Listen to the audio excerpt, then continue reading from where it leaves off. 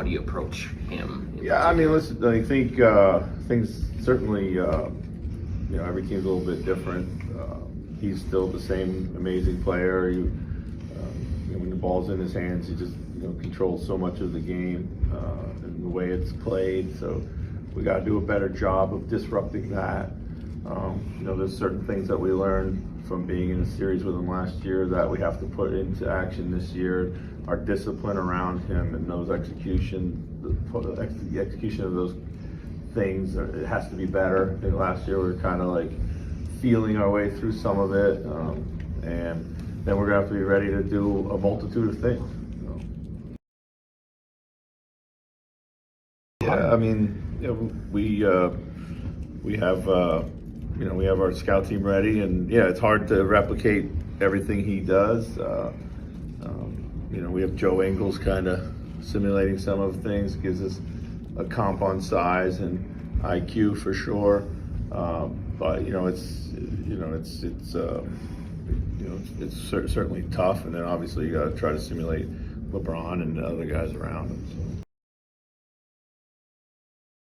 So. Teams can get exposed by the bigs getting switched onto him and having to guard him in isolation. Do you feel like with the group of your bigs, with you and Naz and Rudy, that is something that you guys, kind of pride yourself in?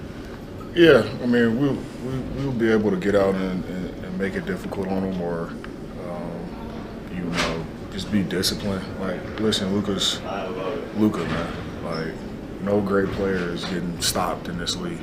He's Luka for a reason, and has done what he's done, and seen every coverage. It's like Mike Conley. Mike Conley's seen every coverage in this league. Old as shit.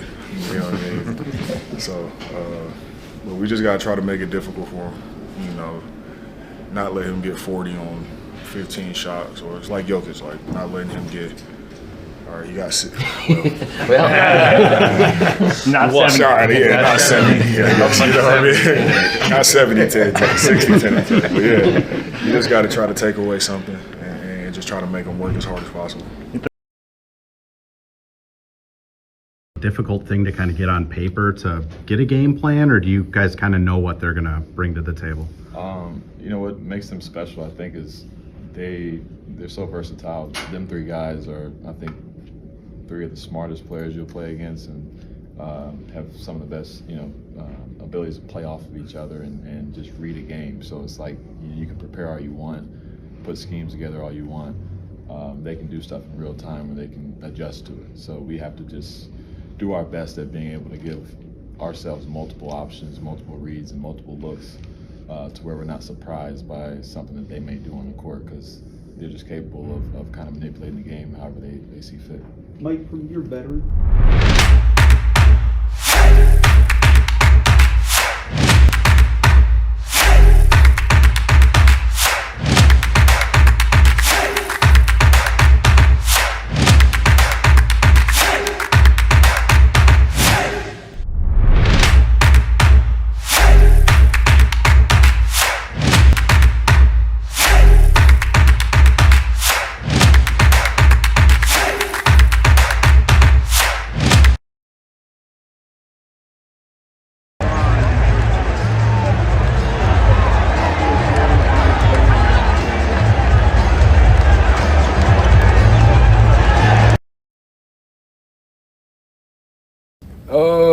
I mean, we added Luka Doncic this time.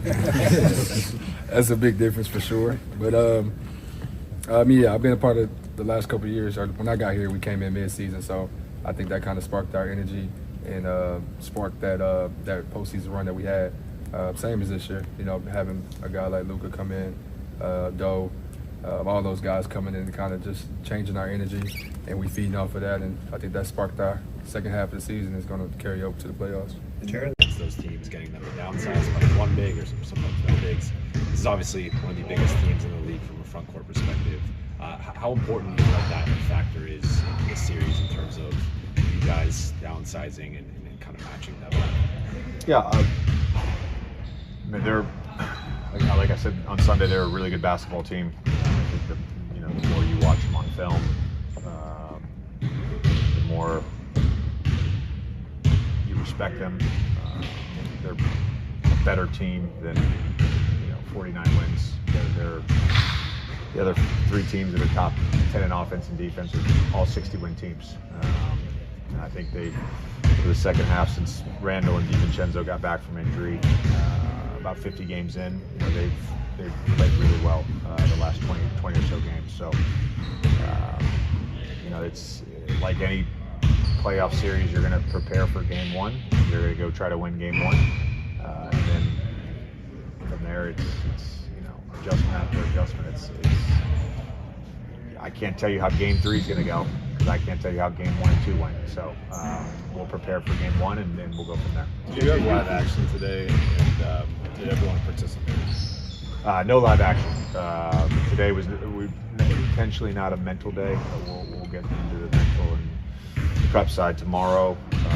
Today was just about getting back up in the gym, some conditioning, a lot of shooting. I think everyone was a full participant in that, including Maxey and LeBron. And then they just had a stay ready game. But, all good. Where do things stand with Maxey Kleber? He's back on the court doing on-court activities, but no timeline. Let's keep in mind as we watch what Irving and Don Casamigos Jalapeno Tequila. Luka Doncic. With a nice dog saying, I'm glad you're here and you paid for those seats. Look, you got the words with Snoop right now. Snoop appreciates.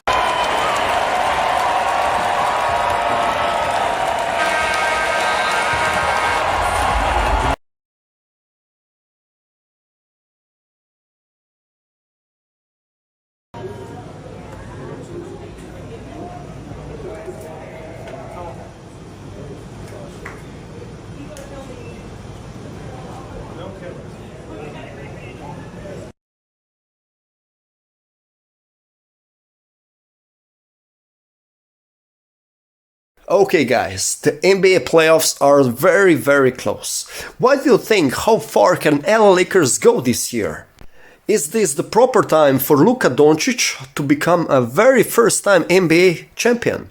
Is he going to bring up all the motivation from the hate from the Dallas Mavericks and convert it into an NBA chip? Is LeBron James going to step behind a little bit to be a second role on the team with Reeves in the third position and Luka as a captain? Make sure to comment down below what you think, guys, and if you're new here and if you like analysis like that, make sure to subscribe.